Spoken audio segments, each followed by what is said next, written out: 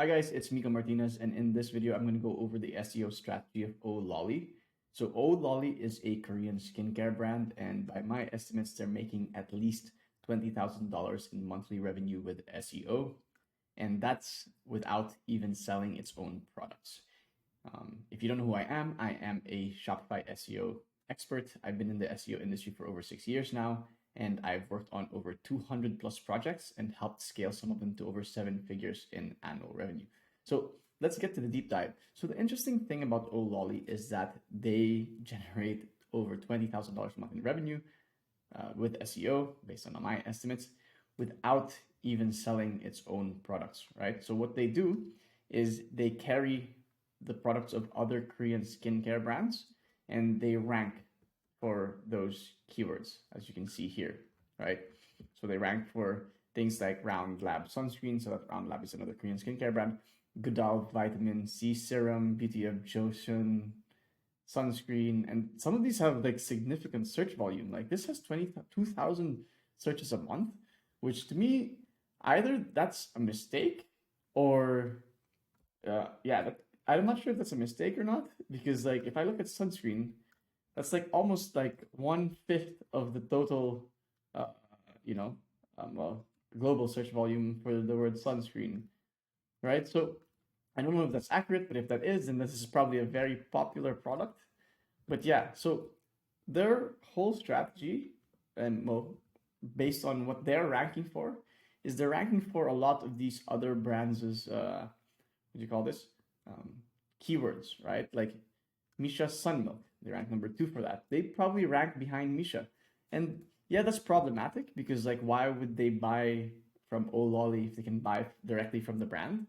And that actually makes their strategy interesting because they try to find ways to make you incentivize you to buy on their site instead of buying from directly from the brand, right? Like by doing things like, for example, bundling these products together for like a Korean, like for in this case, a Korean skincare routine for combination skin types, for dry skin types, etc., etc.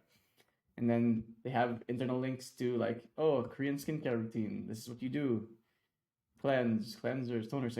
So it's an interesting strategy, and let's just dive into how they're executing that. So I'm actually going to skip technical SEO because I've done this for several deep dives now. I don't want to have to do a technical audit for every single deep dive I do.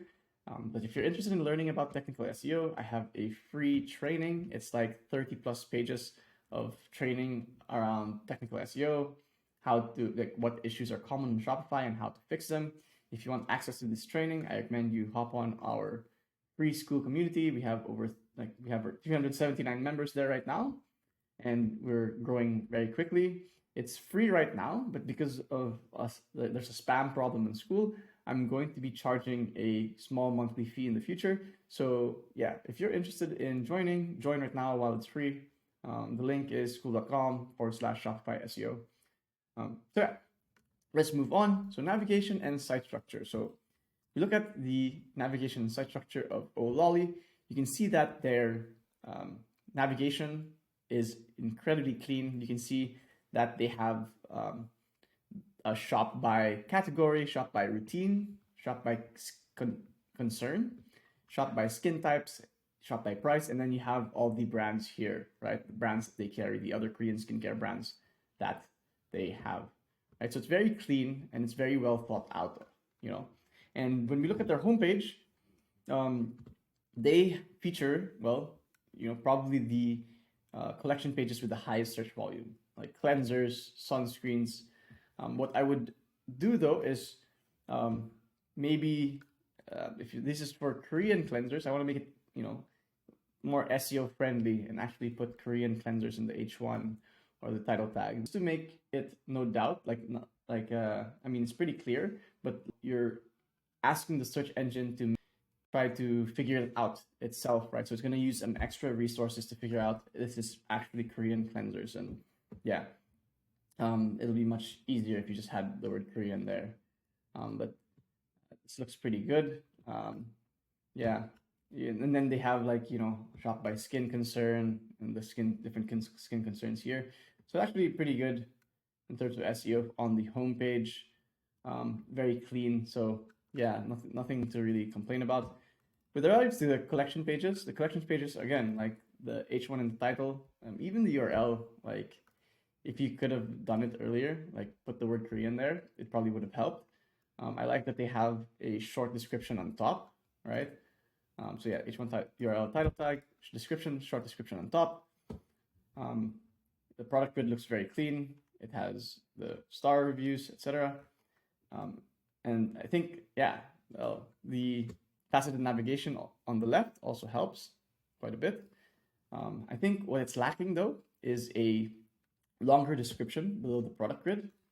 If you look at our training on optimizing Shopify collection pages for SEO, you'll see that this is the template we like to use for collection pages, right? It's the typical collection page on top, but below the product grid, we'd like to add a lot more content, detailed category description, some frequently asked questions, featured reviews at the bottom. And like we just like to add more content to our collection pages because it increases relevance. It provides the search engines with more context as to what the page is about, allowing them or allowing you to rank higher, right? Just more content, more context just helps the search engines, and it's a case for most of these collection pages, right? I would make this Korean sunscreens. I would make the title tag Korean sunscreens, and yeah, just more content on these collection pages. And that's probably why they're ranking really well for product pages, but not so well for collection pages, because the collection pages just lack more content, right? Yeah, product grid, you can ask questions, internal links. So they have these internal links. Well, this one's missing it actually, but they always have this internal link for the Korean skincare routine, which is, yeah, very useful. I think this is a very popular page, right? It's basically a page that features like all the collection pages or all the most important collection pages. So it's really, really helpful, right? Yeah, so moving on. I think the key here is the product pages because that's what they're ranking for, right? Like they're ranking for, let's say, Round Lab sunscreen, Isn't Tree sunscreen, Good Old Vitamin C, Vitamin C Dark Serum Plot. So yeah, let's take a look at their product pages because like typically when it comes to Shopify SEO, like you want to prioritize ranking the collection pages. They're broader, right? Like it's probably more profitable to rank for Korean sunscreen versus like a very specific Korean sunscreen, like the actual product, like Round Lab sunscreen, right? Like because Korean sunscreen would have more search volume. So I'm not sure if these volumes are actually accurate, but if they are, then like these are probably really popular products. All right, so when you look at the product pages, you always want to start with the key SEO elements, the H1, the URL, and title tag. So yeah, so if you're ranking for Round Lab moisturizing sunscreen, that's basically what you want the H1, the URL, and the title tag to be. And yeah, it's exactly what it is here. And then you want like, descriptions, features and benefits, specifications. So yeah, that's all this. See all these details. See, so they have a lot more content on these product pages than their collection pages. And that's why they're ranking for these product pages more than the collection pages. So the collection pages lack content. The product pages seem to be much more rich in content, right? They have more details, what to expect, how to use, even about the brand, ingredients, right? And then customer reviews. This one just has one review, but yeah, that helps. So yeah, these pages just have way more content than the product page, the collection pages, and that's probably why it's ranking well. They could add a little bit more content, like frequently asked questions, and even like frequently asked questions and specifications. I guess ingredients are the specifications here. So some frequently asked questions about the product, maybe. Especially if it has some significant search volume, it's always important to add more content. Internal links, like I'm not sure if they have any internal links here, but yeah. they could add internal links here, right? Like for skin types and skin concerns. I know they have pages for that because I remember seeing one, right? Like they have their every skin type. Okay, so Korean skin, I'm not sure. Yeah, so yeah, I'm sure they can add an internal link to skin types and skin concerns. I'm sure they have a page for that. Yeah, so there are some internal links they can add to these pages that might be helpful because they don't have any. Yeah. Schema. So let's check if they have schema. I'm sure they do. Most Shopify stores have schema built in, but it's always important to check to make sure that they are working. So organization schema. There's the product schema, the very first one actually. So yeah, you want to make sure all your product pages have schema. Most Shopify stores or themes have this automatically set up, but you just want to make sure it's working properly because they're very, very important, right?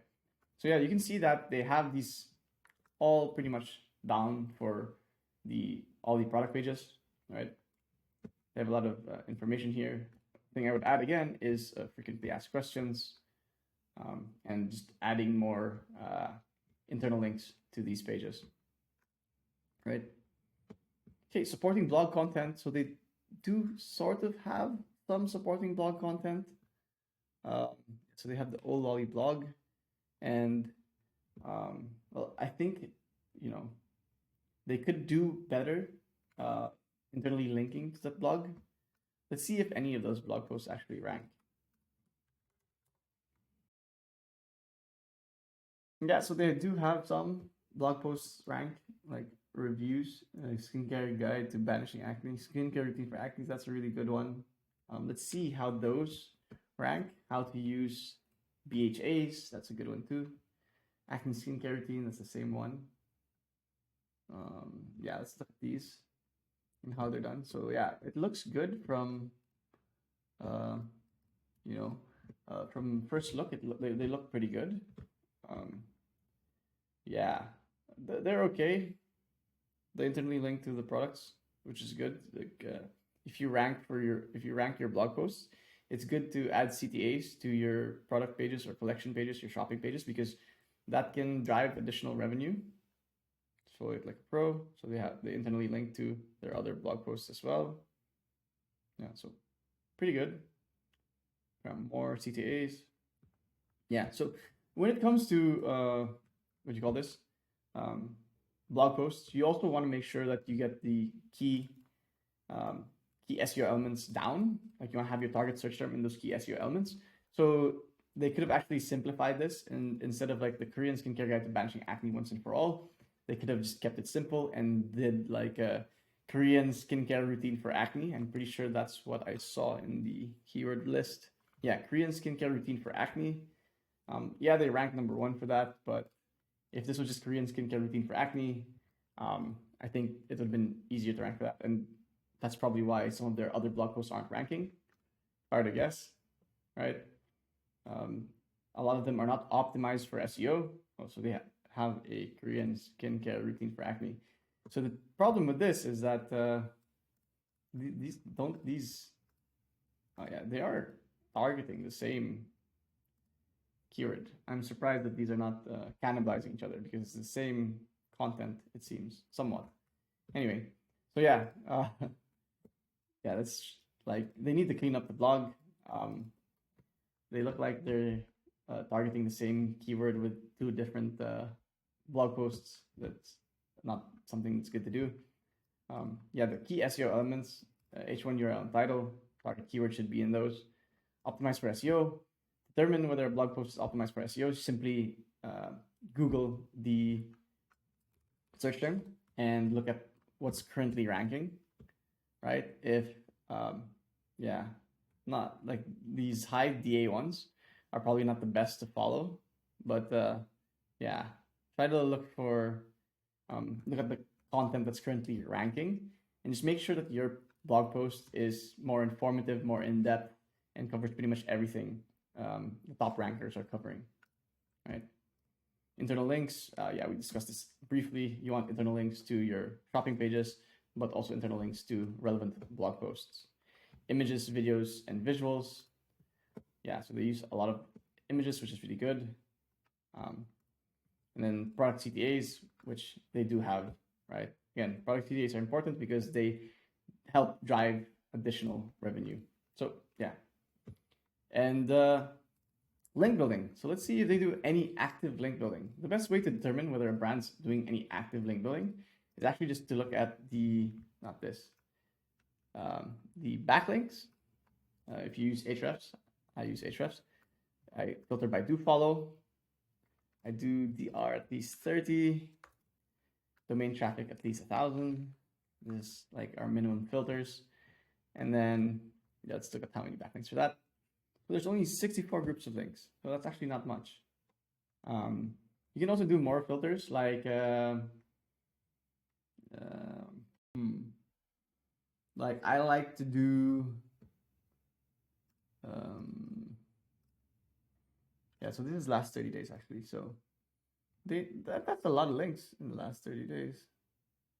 New 7. Yeah, so it doesn't look like they're doing any active link building really. Yeah, like I don't think these are any like actively built links. Last 3 months, 17. Yeah, so I don't think they're doing any active link building. If they do get any backlinks, it's probably naturally, because it doesn't look like any of these are backlinks built actively. Like they're not any guest posts, link insertions, etc. So yeah, they could probably benefit from a link building strategy as well. So yeah, that's it for now.